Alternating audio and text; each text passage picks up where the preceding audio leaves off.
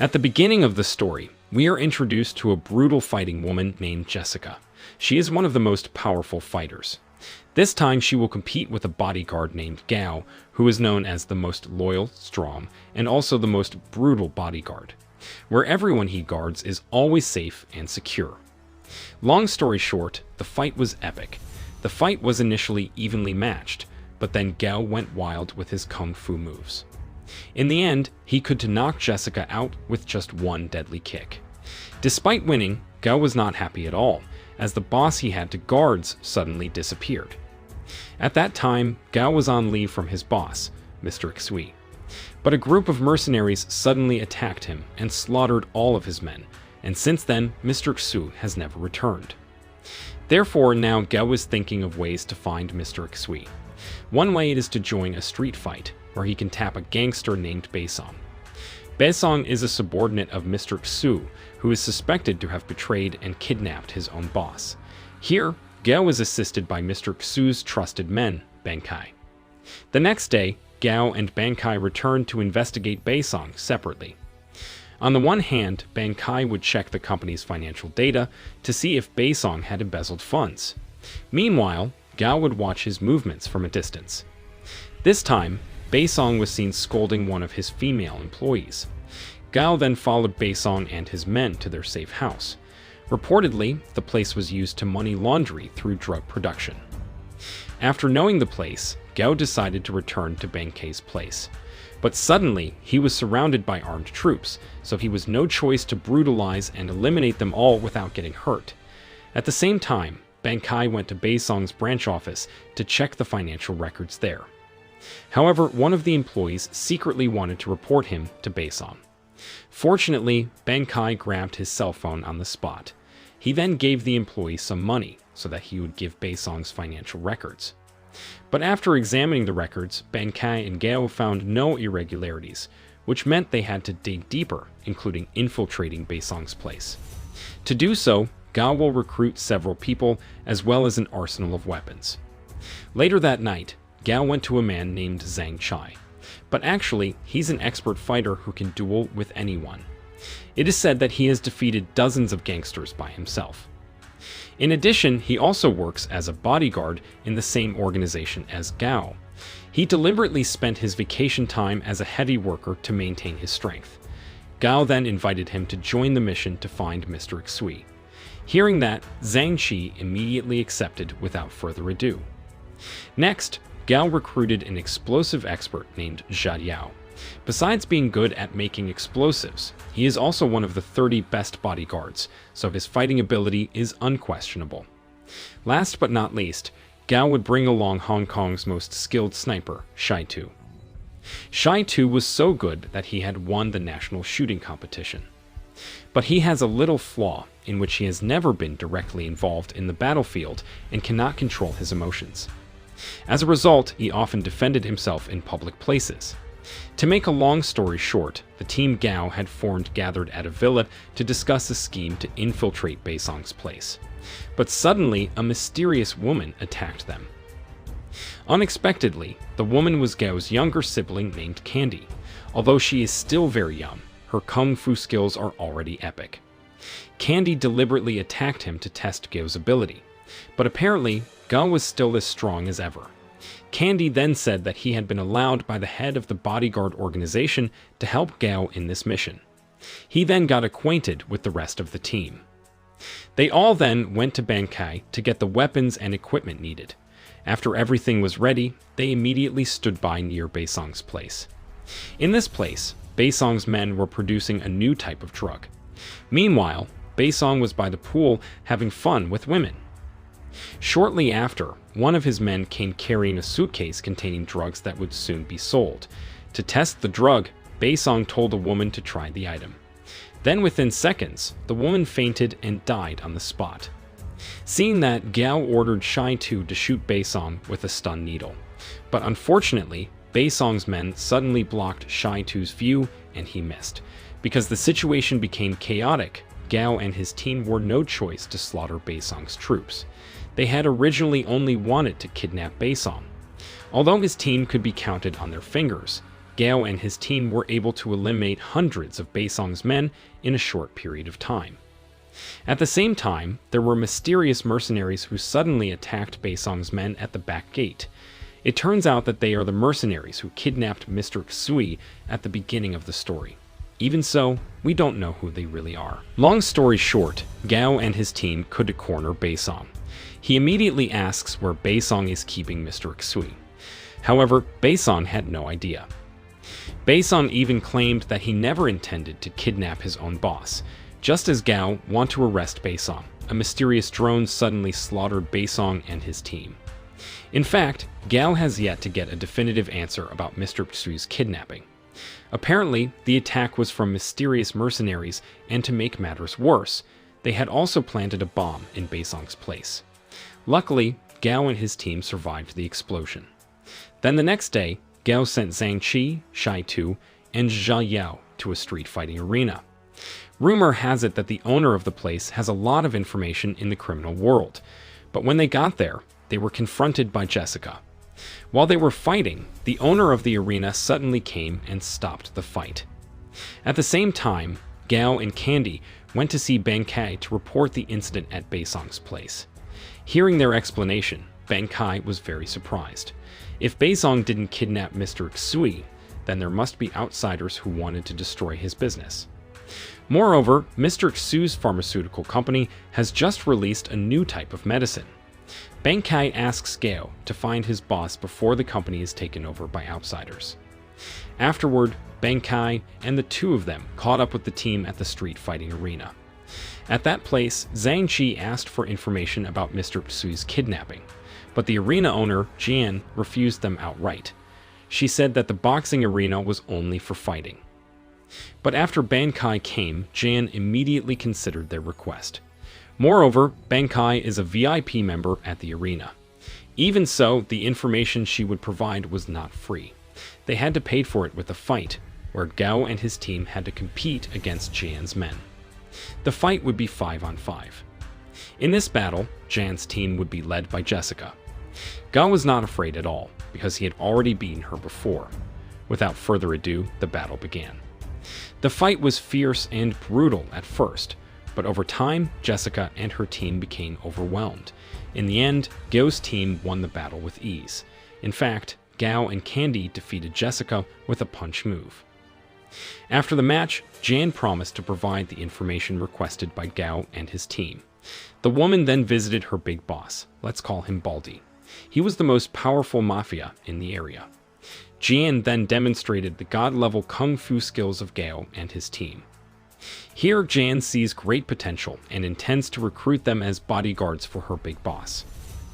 On the other hand, Ban Kai said that he would soon announce the launch of a new drug to provoke his boss's kidnappers out of hiding. Gao and his team then bugged the boxing arena and tailed Jian. They did all this because Jian did not provide any information about Mr. Xui. At the same time, Jian is contacted by Baldy to investigate the background of Gao and company. Later that night, Jian meets the mercenary commander who kidnapped Mr. Xui.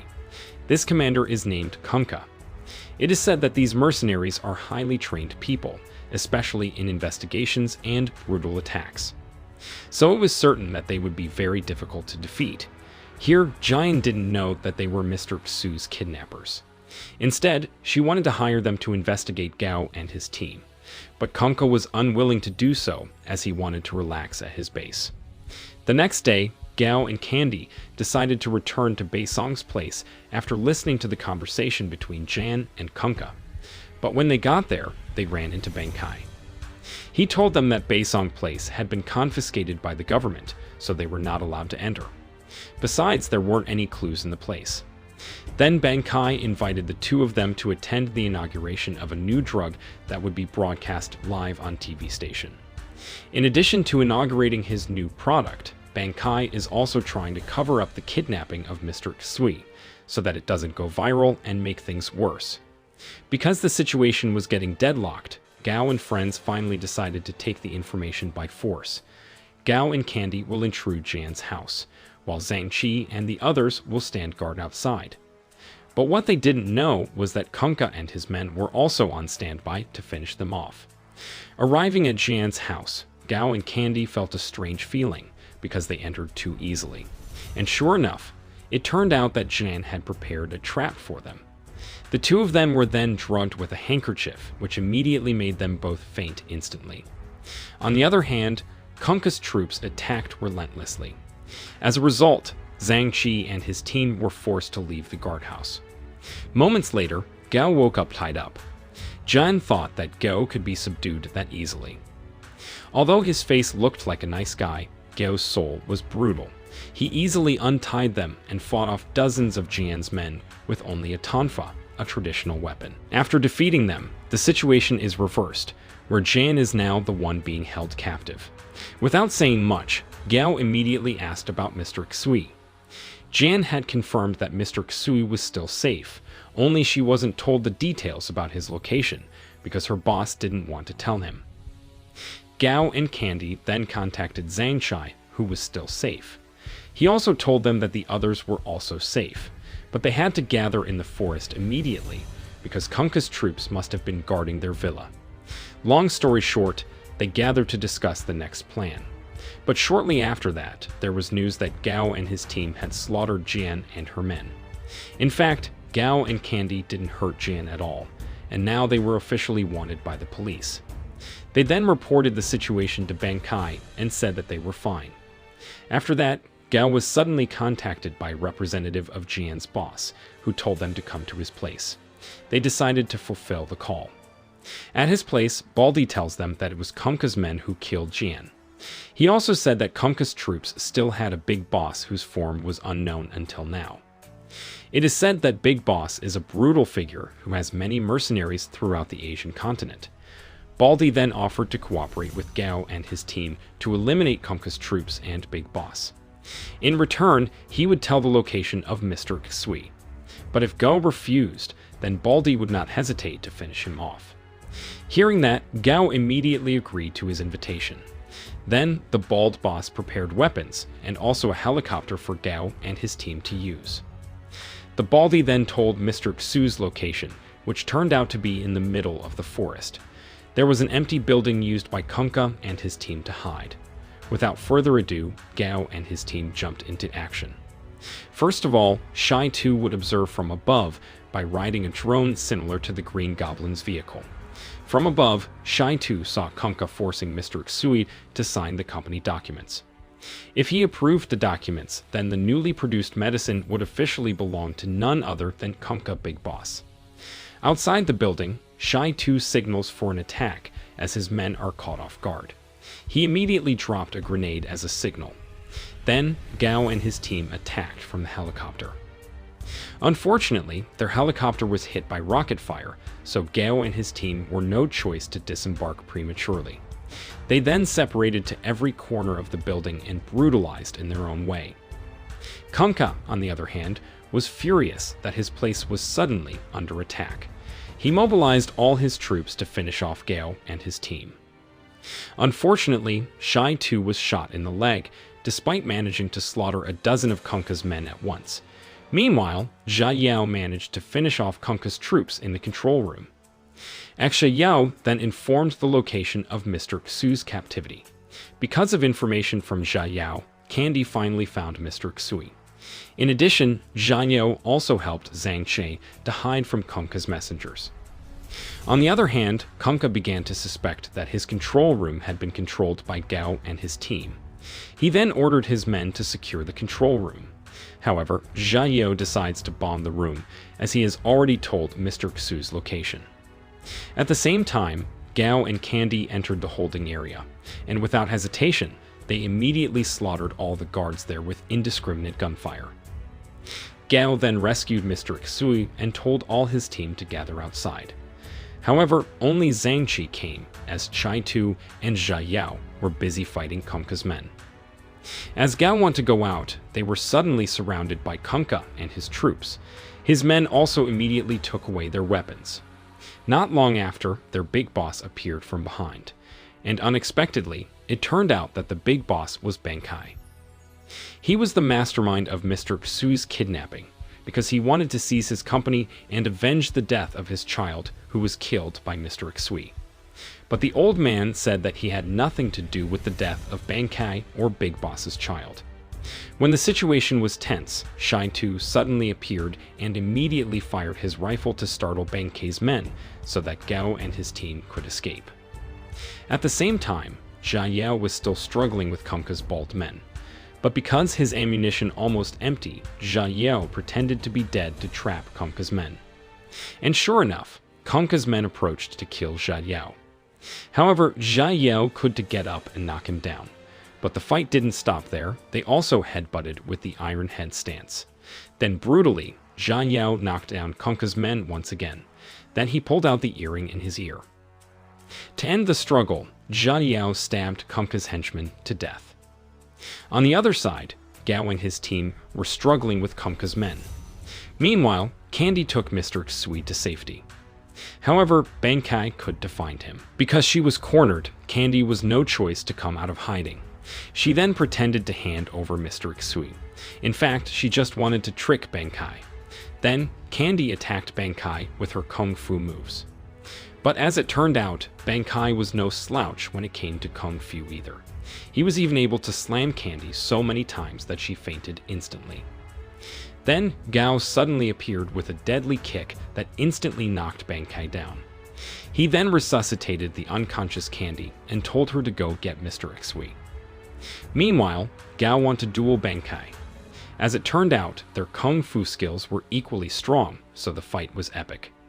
However, Bankai manages to escape to another room where Kumka and his men have defeated Gao's friends. Seeing that, he was furious and retaliated on the spot. But unfortunately, Jia Yao sacrificed himself to knock Bankai to the ground floor. On the other hand, Kumka tried to escape from there, as his troops were about to be slaughtered. And of course, Gao won't stay stoned. He'll chase Kumka wherever he goes. At the same time, Zhang Qi and Sci-fi want to exit the building to avoid the same fate as Jia Yao. But suddenly, they were attacked by Kumka's surviving men. Since Sci-fi was seriously injured, Zhang Qi faced them alone. Unfortunately, Zhang Qi died after firing a grenade at Kumka's men. Meanwhile, Sci-fi did not want to be lost in sadness. He immediately got up again to help Gao. Thanks to his help, Kumka couldn't get out of the building, so he couldn't run anywhere. But as it turned out, he was still able to throw a grenade at Sci-fi's car, and the man died in the explosion. Seeing his team member dead again, Gao immediately went berserk and beat Kumka brutally. Later, Gao hit Kumka with a punch that broke his bones until he died with a horrible death. After finishing Kumka, Gao remembered his dead team members. He immediately left there to find Candy and Mr. Xui.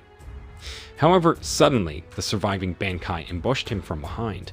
The Bankai intended to kill Gao with his grenade. But with a very quick movement, Gao was able to turn the tables, and Bankai was killed by his own weapon. At the same time, Candy and Mr. Xui were confronted by Kumka's reinforcements. They also finally managed to kill Mr. Xui. Candy, who did not accept it, immediately went berserk and shot all of Kumka's remaining messengers. Later that night, Gao and Candy met again in front of the building. Here Candy was very sorry, because he could not save Mr. Xui, even though it was the main job for the bodyguards.